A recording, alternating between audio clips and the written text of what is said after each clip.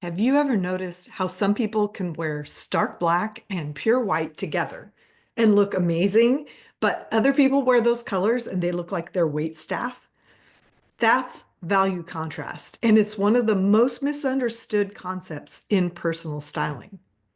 You've tried to find yourself in all the style systems, but something still doesn't feel aligned. I'm Rebecca Mielke. As a personality profiler and style strategist, I take you on a journey of self-discovery so you can create a signature style that really feels like you. As your first step to self-discovery, I invite you to download the free Guide to Seasonal Energy and Personality Colors. You can find the link in the show description or at my website, signaturestylesystems.com. Value contrast is fundamental to creating outfits that harmonize and settle in with your natural appearance. Yet there's so many misconceptions about it. Today, I'm going to try to debunk those myths and reveal why understanding your value contrast level might be the most important color styling knowledge you'll ever gain. So let me start by clearing up what exactly value contrast actually is, because I hear it used on the internet in a lot of ways that I think are not the technical definition. So it's like math. It refers to value contrast is the difference between the lightest and darkest elements, either in an outfit, in a art composition, or in your natural coloring. It has nothing to do with how bright the color is, how saturated it is. Um, yeah, those are some of the myths that I hear. Okay, so the biggest myths I hear about value contrast. Myth number one, if you're not high contrast, you can't wear black or white. But there's plenty of people who are medium or even low contrast who can well wear one or the other, black or white. Um, Myth number two, only people with dark hair and light skin have high contrast. Actually, you could have the opposite. You could have dark skin and white hair. Myth number three, if you're low contrast, all your colors need to be in values close to your inherent values. I'm going to talk more at towards the end of this episode about how that actually works. Myth number four, I think, did I say myth number four on that one? That one, the one I just said was myth number three. This one coming up is myth number four. Your contrast level is fixed and can't be adjusted with makeup or hair color. And that is probably the thing that people get wrong the most, because when your hair color changes, either naturally or because you do something with it, it almost always changes your contrast level. Myth number five is value contrast is the same as color brightness or saturation, and those are two completely different concepts. So a few years ago, here I'm going to tell a story on myself. I found this really cute fit and flare coat at Goodwill. It was blue, green, and black plaid, and it had really boring, I think, probably black buttons. So I thought about my own contrast rule. I have light yellow white hair, light orange beige skin, and hazel eyes that can look kind of dark. So I'm low contrast with a touch of high. I decided I was going to change the buttons to a shiny yellow white to match my hair, thinking that was going to create infrastructure for the eye to go to my face. Then I went to an outfit review session with my mentor, Carla Mathis, and got completely shot down after I'd already done the work of changing the buttons. It wasn't until recently I've been contemplating this topic long enough, and I have had several clients recently who have similar color patterns to mine, that I figured out what the nuance was around the approach in this particular case, what wasn't working. So your natural value pattern is essentially a mathematical equation of light and dark elements of your appearance. So here's the formula to identify yours. So step one, look at the values of your hair and skin individually. On a scale from light to dark or dark to light, however you want to do it, where do each of them fall?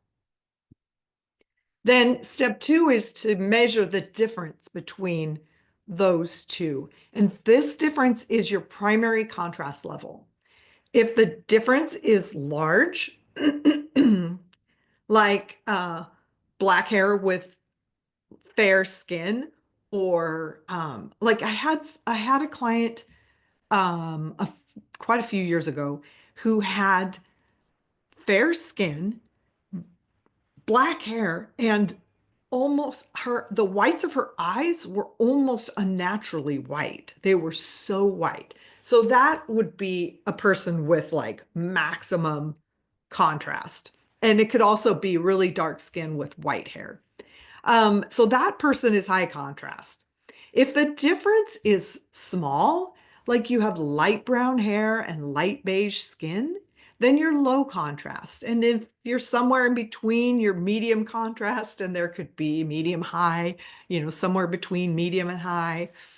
So step three is to look at if any of your features fall outside of this primary hair and skin value range. So that would be typically eyes, like I was talking about, my like being light skin and light hair, so it's low contrast, but my eyes being darker. And I have had several clients with that color pattern recently.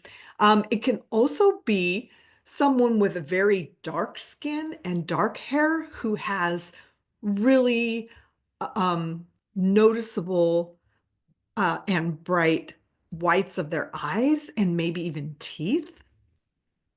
So most people, eye color falls within the value spectrum created by the hair and skin.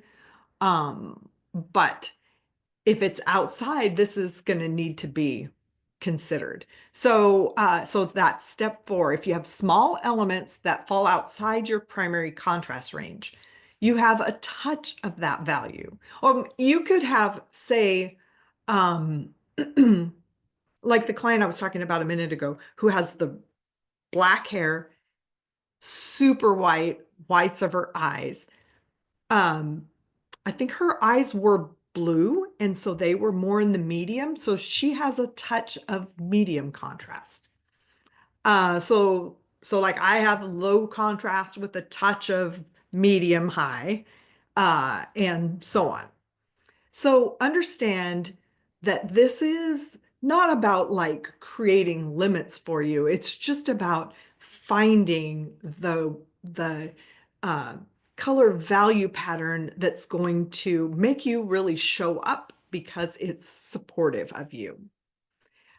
So when you replicate your natural contrast level in your clothing, you're essentially creating a visual echo that feels intuitively right. Uh, for you, it should take less energy to wear that value contrast level.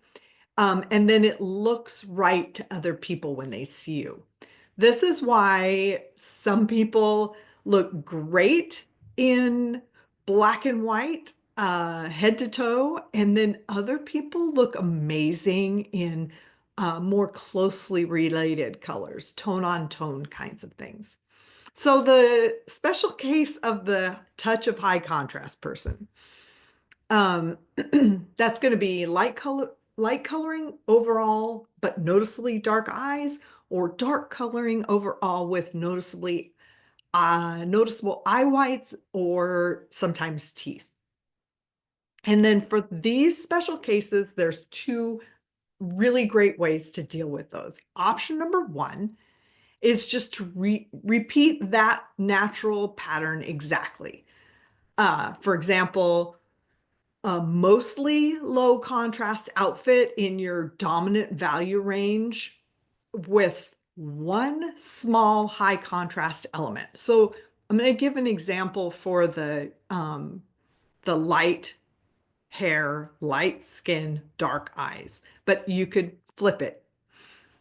So say somebody with that color pattern wears a white top, khaki pants, and then dark brown or black belt, shoes, and maybe earrings.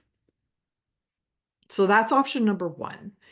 Option number two is that you wear a low contrast outfit in the color, your accent color.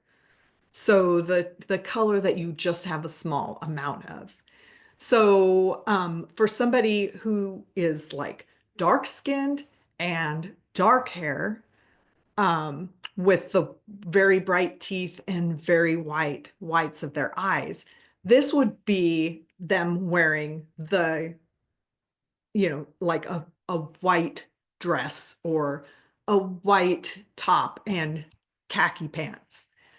Um, and so so if you have light coloring with dark eyes, like kind of like I do, and you want to wear darker colors, you just wear them in the low contrast combinations without needing that touch of high contrast, which is what I got wrong when I did the coat project.